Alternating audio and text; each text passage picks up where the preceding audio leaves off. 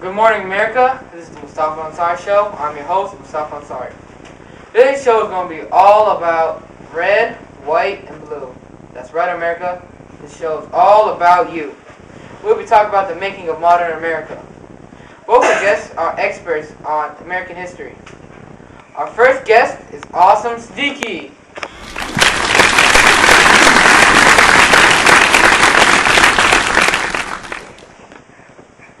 He specializes in the Great Depression, World War II, and the Cold War era.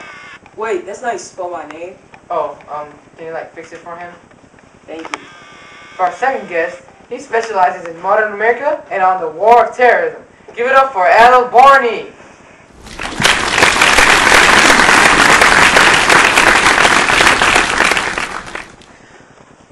Also starred in the Japanese documentary. Right here, wait, I have it upside down, that ADIL produced. How's the family? Good. Sister just got a chihuahua, named the killer. Oh, okay. So anyways, ADIL, what are you doing? I am actually tweeting right now. You can follow me on Twitter at ADIL BARNEY or ABC, my company. Oh, well, that's good. You can also follow me at Mustafa Ansari. It's so awesome. What's with the name? Long story. So awesome. Can you give us a brief summary on World War II, the Great Depression? I mean. All right. In the 1930s, the United States fell into a severe economic crisis called the Great Depression. The economy crumbled and joblessness and poverty skyrocketed. President Franklin D. Roosevelt's New Deal program sought to ease American suffering and fight the depression. It was not until World War II broke out, however, that the nation fully recovered from the depression. Interesting. I always wondered, how did the World War II start? World War II began when Adolf Hitler, leader of the Nazi Party in Germany, invaded Poland. Oh, and how did the USA get involved? The United States joined the war on the side of the Allies, Great Britain, France, and the Soviet Union, when Japan attacked the U.S. naval base at Pearl Harbor. Japan, Germany, and Italy formed the Axis powers. And how did the war end? In April 1945, the Allies achieved victory in Europe. The war in the Pacific ended after the United States dropped 2 atomic bombs on Japan. On the American home front, the war caused industry to expand rapidly and created new opportunities for women and African Americans. And the Cold War?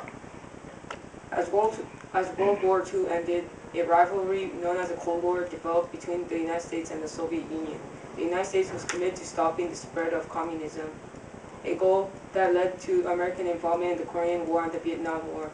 The post-era war was a time of economic prosperity for Americans. The civil rights movement also began in the 1950s as African Americans, Hispanics, and Native Americans and women struggled for their rights.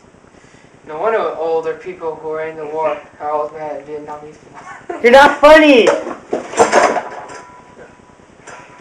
You alright? Yeah, I didn't really get hit. We were just sponsoring Powerade. They should buy it. Okay, so ADIL, what about the Watergate? You're not a talk show, you know that. Okay, so what was it? What about the Watergate?